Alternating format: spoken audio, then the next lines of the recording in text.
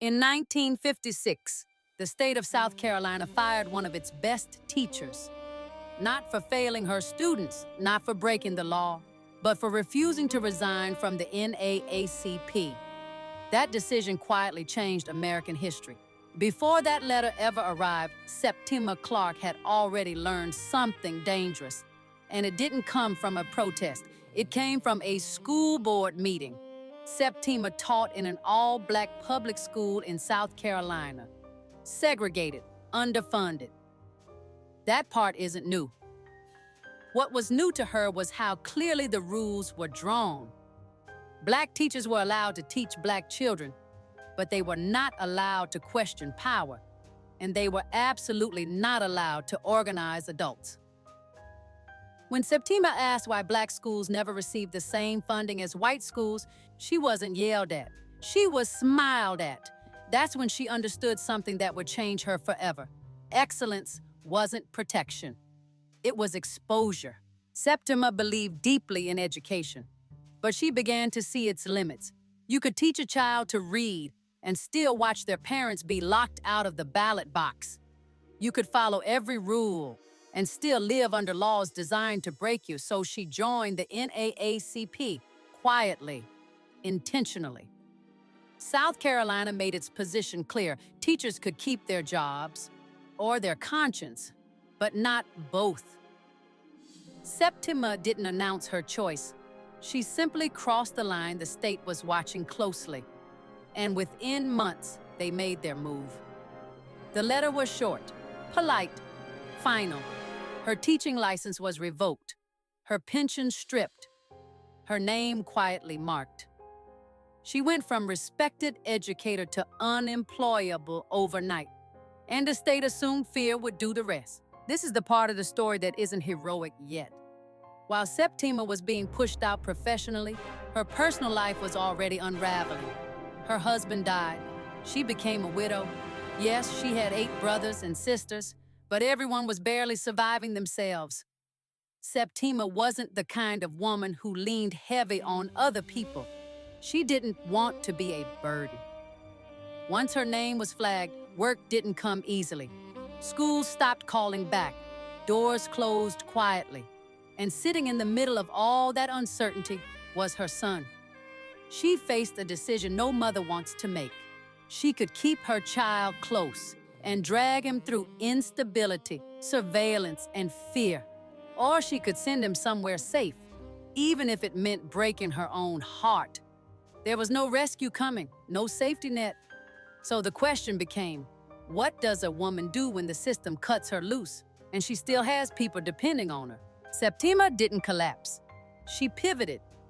If the classroom was taken from her, she decided she would take the classroom to the people. Long before the movement ever had a spotlight, Septima Clark had already taught a young boy on John's Island named Esau Jenkins. And when Septima lost everything, her job, her standing, her security, it was Esau who stood steady. By the 1950s, Esau was driving a bus on John's Island. He turned that bus into a rolling classroom, teaching his passengers the South Carolina Constitution so they could pass voter tests.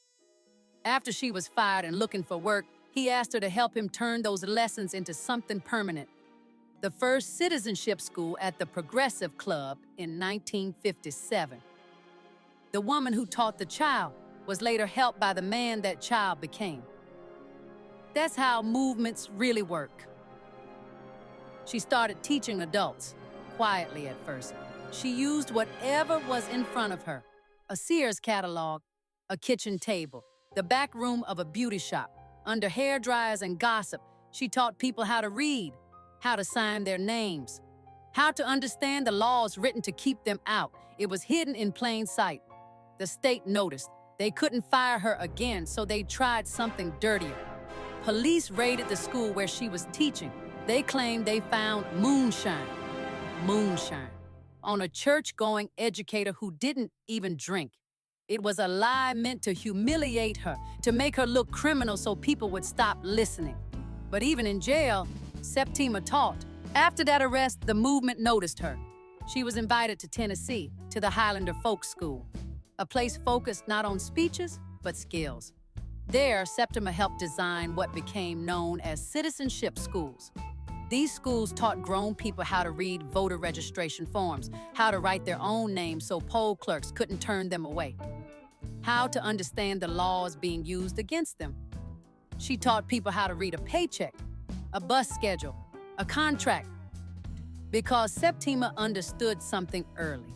If you could read, you could resist, quietly, together. This is where Rosa Parks enters the story. Septima didn't teach Rosa how to protest. She taught her how to understand her rights, how to read the system, how to sit with her spine straight and her eyes steady. So when Rosa refused to give up her seat, that wasn't impulse, that was training. As citizenship schools spread, young organizers started showing up. Students from SNCC, courageous, impatient, ready to move fast. Septima didn't shut them down. She grounded them.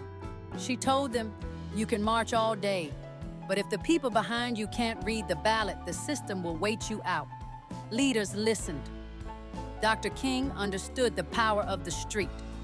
Septima understood the power of preparation. Those ideas met in the middle. Her work became part of the backbone of the movement, not televised, not glamorous, but absolutely essential. The state never stopped watching her. Her name stayed on lists. Her movements noted. Years passed, and her son grew up. She missed him. It was hard not to. She visited when she could, wrote when she couldn't. She followed his life from a distance, not because she didn't care, but because the work kept pulling her where she was needed. That's a sacrifice history doesn't like to sit with. Decades later, quietly, the truth caught up. South Carolina restored Septima Clark's credentials, paid the pension they had denied her. No apology, no speech, just a check that said what they never would out loud. We were wrong. Septima didn't gloat, didn't retreat.